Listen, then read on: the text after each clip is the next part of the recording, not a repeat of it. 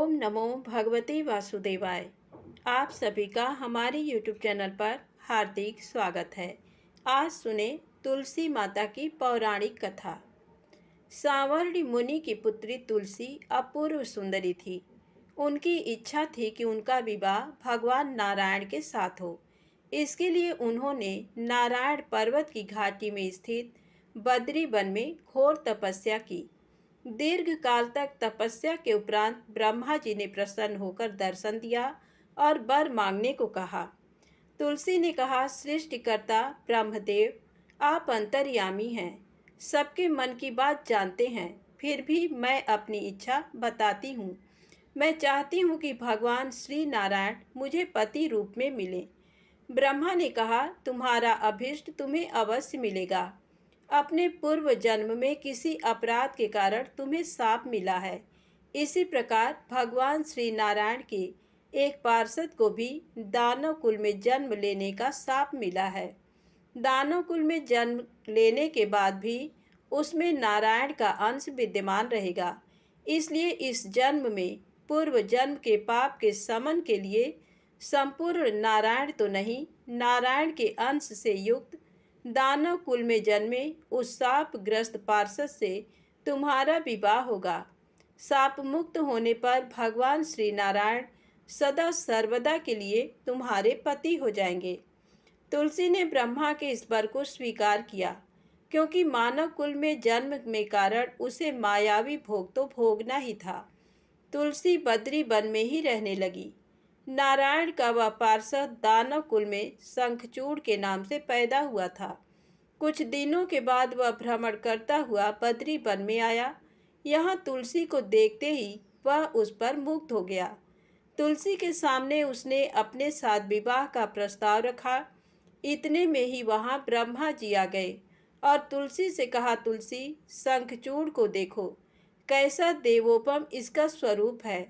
दानव कुल में जन्म लेने के बाद भी लगता है जैसे इसके शरीर में नारायण का वास हो। तुम प्रस्ताव को सहर्ष स्वीकार कर लो। तुलसी को भी लगा कि उसकी तपस्या पूर्ण हुई, उसे इच्छित फल मिला है। शंखचूड़ के साथ उसका गंधर्व विवाह हो गया और वह शंखचूड़ के साथ उसके महल में पत्नी बनकर आ गई। शंखचूड़ ने अपनी परम सुंदरी सती साध्वी पत्नी तुलसी के साथ बहुत दिनों तक राज्य किया। उसने अपने राज्य का इतना विस्तार किया कि देवलोक तक उसके अधिकार में आ गया। स्वर्ग का सुख भोगने वाले देवताओं की दशा भिखारियों जैसे हो गई। शंखचूड़ किसी को कष्ट नहीं देता था, पर अधिकार और राज्य छिन जाने से सारे देवता मिलकर ब्रह्मा, विष्णु और शिव की सभा में गए तथा अपनी विपत्ति सुनाई। ब्रह्मा जी ने कहा, तुलसी परम साध्वी है, उसका विवाह शंखचूड़ से मैंने ही कराया था। शंखचूड़ को तब तक नहीं हराया मारा जा सकता जब तक तुलसी को न छला जाए। विष्णु ने कहा, शंखचूड़ पूर्व जन्म में मेरा पार्षद था। शाप के कारण उसे दैत्य कुल में जन्म लेना पड़ा। इस जन्म में भी मेरा अंश उसमें व्याप्त है। साथ ही तुलसी के पतिव्रत धर्म से वह अजेय है। फिर देवताओं की सहमति से भगवान शिव ने शंखचूड़ के पास संदेश भेजा कि या तो वह देवताओं का राज्य लौटा दे या फिर उनसे युद्ध करे। शंखचूड़ शंकर के पास पहुँचे। उसने कहा, देवाधिदेव, आपके लिए देवताओं का पक्ष लेना उचित नहीं है। राज्य बढ़ाना हर राजा का कर्तव्य है। मैं किसी को दुखी नहीं कर रहा हूँ। देवताओं से कहिए वे मेरी प्रजा होकर रहें। मैंने आपका भी कोई अपकार नहीं किया है। मेरा और आपका युद्ध शोभा नहीं देता। अगर आप हार गए तो बड़ी लज्जा की बात होगी। मैं हार गया तो आपकी कीर्ति बहुत अधिक नहीं बढ़ेगी। भगवान शंकर हंसे। वे तो सब रहस्य समझते थे। तुलसी और शंखचूड़ के पूर्व जन्म के शाप की अवधि लगभग पूरी हो चुकी थी। बोले, इसमें कीर्ति और लज्जा की बात नहीं। तुम देवों का राज्य लौटाकर उन्हें उनके पद पर प्रतिष्ठित होने दो। युद्ध से बचने का यही एक उपाय है। शंखचूड़ ने कहा, मैंने युद्ध के बल से देवलोक जीता है। कोई उसे युद्ध के द्वारा ही वापस ले सकता है। ये मेरा अंतिम उत्तर है, मैं जा रहा हूँ। ऐसा कहकर शंखचूड़ चला गया। उसने अपनी पत्नी तुलसी को सारी बात बताई और कहा, कर्म भोग सब काल सूत्र में बंधा है। जीवन में हर्ष शोक भय सुख दुख मंगल अमंगल काल के अधीन है। हम तो केवल निमित्त हैं। संभव है भगवान शिव देवों का पक्ष लेकर मुझसे युद्ध करें। तुम चिंता मत करना, तुम्हारी सती तेज मेरी रक्षा करेगा। दूसरे दिन भगवान शंकर के नेतृत्व में देवताओं ने युद्ध छेड़ दिया। शंखचूड़ ने भीषण बाणों की वर्षा कर उनका वेग रोका। उसके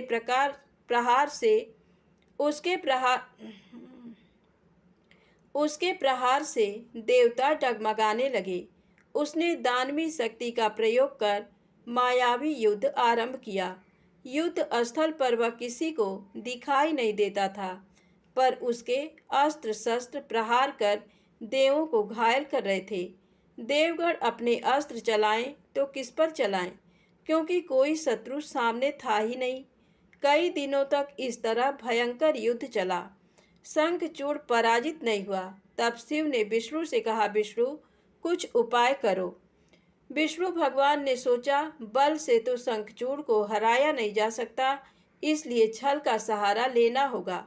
उन्होंने तुरंत अपना स्वरूप शंखचूड़ जैसा बनाया और अस्त्र शस्त्र से सज्जित हो तुलसी के पास आए। बोले, प्रिय, मैं युद्ध जीत गया। सारे देवता भगवान शंकर समेत हार गए। इस खुशी में आओ, मैं तुम्हें अंक से लगा लूं। पति को प्रत्यक्ष खड़ा देख तथा विजय का समाचार सुन वह दौड़कर मायावी शंखचूड़ के गले से लिपट गई। इस प्रकार पति पत्नी दोनों ने आलिंगन हो खूब खुशी मनाई। पर पुरुष के साथ इस प्रकार के व्यवहार से उसका सती तेज नष्ट हो गया। उसका सती तेज जो शंखचूड़ की कवच के रूप में रक्षा कर रहा था, वह कवच नष्ट हो गया। शंखचूड़ शक्तिहीन हो गया। ये जानते ही भगवान शंकर ने अपने त्रिशूल से प्रहार किया। त्रिशूल के लगते ही शंखचूड़ जलकर भस्म हो गया। शंखचूड़ के मरने को जानकर विष्णु अपने असली स्वरूप में आ गए। सामने अपने पति शंखचूड़ के स्थान पर भगवान विष्णु को खड़ा देख तुलसी बहुत विस्मित हुई। उसको पता लग गया कि स्वयं नारायण ने उसके साथ छल किया है। क्रोध में आकर उसने शाप दिया, एक सती स्त्री का सतीत्व भंग करने के अपराध में तुम हृदयहीन पत्थर हो जाओ। विष्णु ने तुलसी के शाप को सिरोधार्य कर कहा, देवी, तुम्हारे तथा शंखचूड़ के कल्याण के लिए मुझे ऐसा करना पड़ा। तुम दोनों को शाप मुक्त करना था। तुम भी अब शरीर त्याग कर तुलसी बिरवा के रूप में जन्म लोगी और मेरी पूजा तुलसी दल से होगी। मैं सालग्राम पत्थर बनूंगा। मेरे शीश पर तुम आदर से विराजमान होगी। तुम्हारे पति की हड्डियों के चूर्ण से शंख की उत्पत्ति होगी। उस शंख ध्वनि से देवताओं तथा मेरी पूजा आराधना होगी।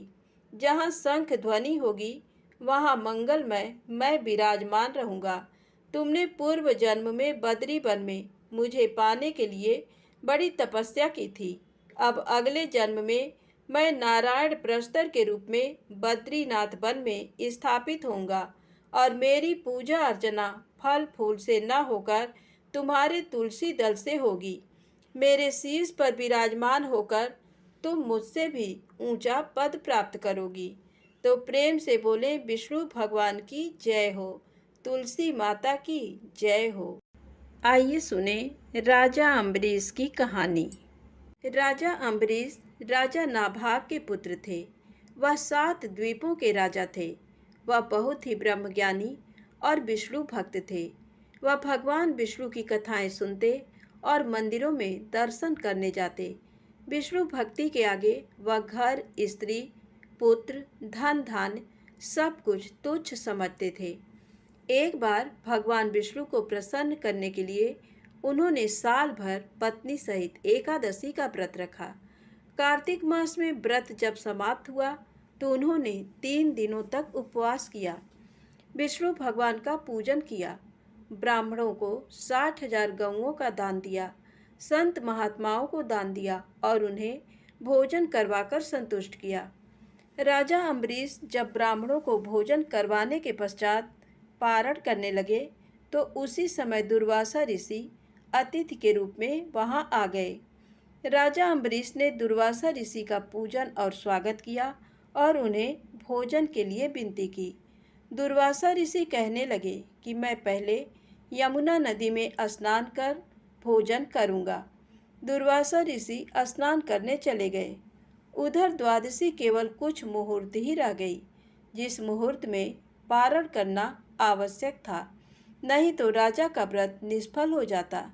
राजा अम्बरीश दुविधा में पड़ गए क्योंकि दुर्वासा ऋषि अभी वापस नहीं आए थे। अगर अतिथि ब्राह्मण को भोजन करवाए बिना पारण करते तो पाप के भागीदार बनते, लेकिन पारण किए बिना द्वादशी व्यतीत हो जाने पर पारण का महत्व समाप्त हो जाता है। ऋषियों ने कहा कि महाराज, आप केवल जल से पारण कर लें, इससे आपका व्रत भी व्यर्थ नहीं होगा और कोई दोष भी नहीं लगेगा, क्योंकि जल को भोजन और भोजन दोनों रूपों में माना जाता है। ऋषियों के परामर्श पर राजा अम्बरीश जलपान कर दुर्वासा ऋषि की प्रतीक्षा करने लगे। यमुना से लौटने पर दुर्वासा ऋषि अपनी तपशक्ति से जान गए कि राजा अम्बरीश ने जल पी लिया। राजा अम्बरीश पर क्रोधित होते हुए दुर्वासा ऋषि कहने लगे कि तुमने धर्म का उल्लंघन किया है। राजन, तू लक्ष्मी और धन वैभव में अंधा हो गया है। तुमने मुझे भोजन का निमंत्रण दिया और घर आए अतिथि को भोजन कराए बिना स्वयं भोजन कर लिया। इस कुकर्म का फल तुझे जरूर भोगना पड़ेगा।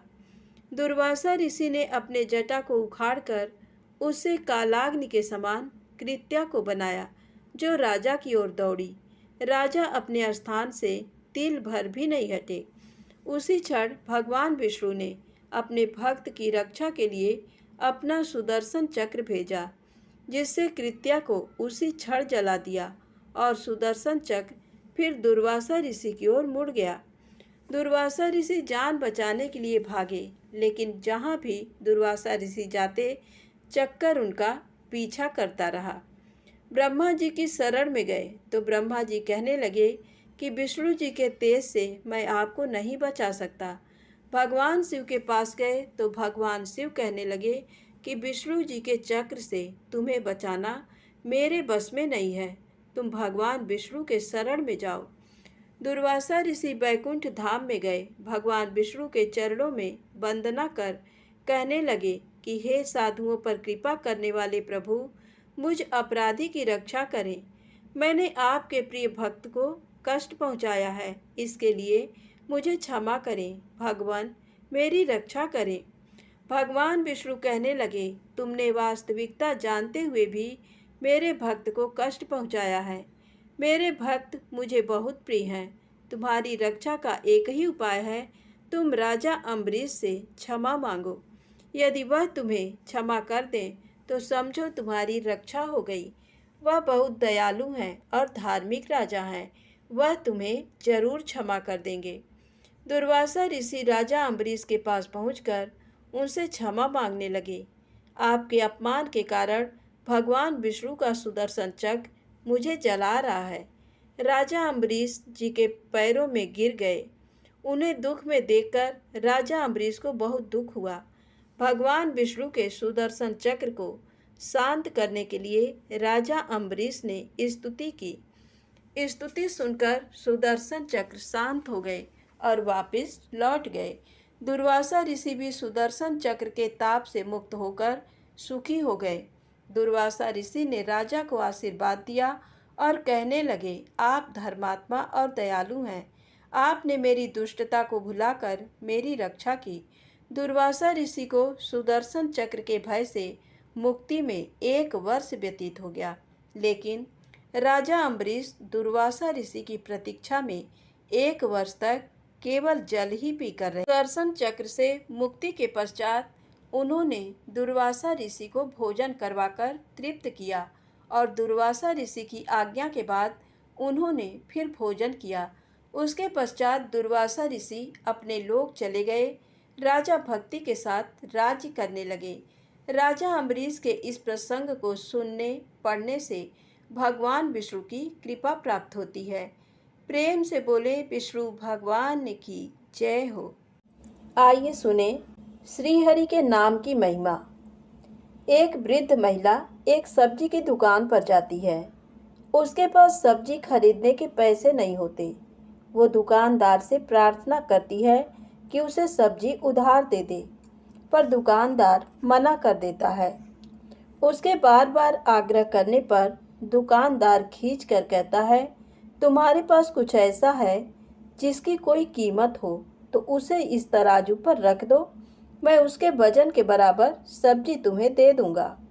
वृद्ध महिला कुछ देर सोच में पड़ जाती है, क्योंकि उसके पास ऐसा कुछ भी नहीं था। कुछ देर सोचने के बाद वह एक मुड़ा तुड़ा कागज का टुकड़ा निकालती है और उस पर कुछ लिखकर तराजू पर रख देती है। दुकानदार ये देखकर हंसने लगता है। फिर भी वह थोड़ी सब्जी उठाकर तराजू पर रखता है। आश्चर्य, कागज वाला पलड़ा नीचे रहता है और सब्जी वाला ऊपर उठ जाता है।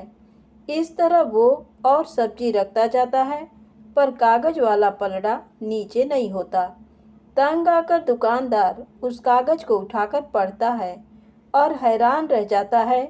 कागज पर लिखा था, हे श्री कृष्णा, तुम सर्वज्ञ हो, अब सब कुछ तुम्हारे हाथ में है। दुकानदार को अपनी आंखों पर यकीन नहीं हो रहा था। वो उतनी सब्जी वृद्ध महिला को दे देता है। पास खड़ा एक अन्य ग्राहक दुकानदार को समझाता है कि दोस्त, आश्चर्य मत करो, केवल श्री कृष्ण ही जानते हैं कि प्रार्थना का क्या मोल होता है। वास्तव में प्रार्थना में बहुत शक्ति होती है, चाहे वो 1 घंटे की हो या 1 मिनट की। यदि सच्चे मन से की जाए तो ईश्वर अवश्य सहायता करते हैं। तो प्रेम से बोलें, राधे राधे, जय श्री कृष्णा। अब आइए सुने मनोकामनाओं को पूर्ण करने वाली गणेश जी की पौराणिक कथा। गणेश जी रिद्धि सिद्धि के दाता और विघ्न विनाशक देवता हैं, जो पूजा अर्चन से प्रसन्न होकर भक्त की हर बाधा को दूर कर सुख, सौभाग्य और धन धान्य के भंडार भर देते हैं। उनकी दयाशीलता व दानशीलता को लेकर काफी कथाएं भी प्रचलित हैं, जिनमें एक बुढ़िया से खीर खाने की लोक कथा काफी प्रसिद्ध है। आज आइए जानते हैं गणेश जी की बुढ़िया से खीर खाने की कथा। एक बार भगवान गणेश बाल रूप में चुटकी भर चावल और चम्मच में दूध लेकर पृथ्वी लोक में निकले। वे सबको अपनी खीर बनाने को कहते जा रहे थे, पर सबने उनकी बात को अनदेखा किया। इसी दौरान एक गरीब बुढ़िया ने उनकी खीर बनाना स्वीकार कर एक भगोना चूल्हे पर चढ़ा दिया। इस पर गणेश जी ने घर का सबसे बड़ा बर्तन चूल्हे पर चढ़ाने को कहा। बुढ़िया ने बाल लीला समझते हुए घर का बड़ा भगोना उस पर चढ़ा दिया। कुछ देर में ही एक चमत्कार हुआ। गणेश जी के दिए चावल और दूध बढ़ गए और पूरा भगोना उससे भर गया। इसी बीच गणेश जी नहाने के बाद खीर खाने की बात कहते हुए वहां से चले गए। पीछे से बुढ़िया के पोते पोती आए तो भूख लगने पर बुढ़िया ने उन्हें वह खीर खिला दी। खीर बनते देख पड़ोसन को भी बुढ़िया ने कटोरा भरकर खीर दे दी। बेटे की बहू ने भी चुपके से एक कटोरा खीर खाने के साथ एक कटोरा खीर छिपा दिया।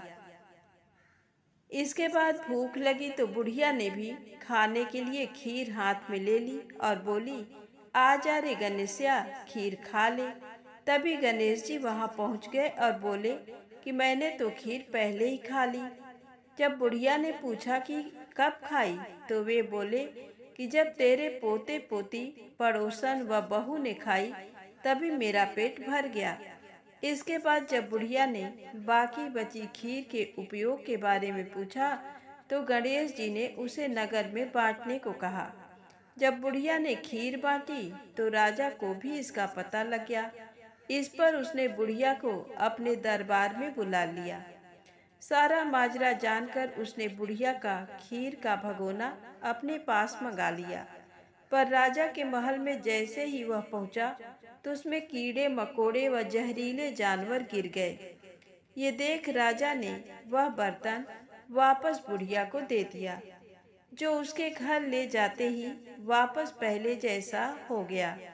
इसके बाद बुढ़िया ने फिर गणेश जी से बची हुई खीर के उपयोग के बारे में पूछा तो उन्होंने झोपड़ी के कोने में गाड़ देने को कहा। ऐसा कर बुढ़िया रात को सो गई और गणेश जी उसकी झोपड़ी को लात मारते हुए अंतर ध्यान हो गए। अगले दिन जब बुढ़िया उठी तो उसे अपनी झोपड़ी महल में बदली हुई और खीर के बर्तन सोने जवाहरातों से भरे मिले। गणेश जी की कृपा जानकर बुढ़िया काफी प्रसन्न हो गई। हे गणेश जी महाराज, आपने जैसा फल बुढ़िया को दिया वैसा सबको देना। कथा कहने वाले व हुंकार भरने वाले और आसपास के सुनने वाले सबके भंडारे भरना। तो प्रेम से बोले गणेश जी महाराज की जय हो।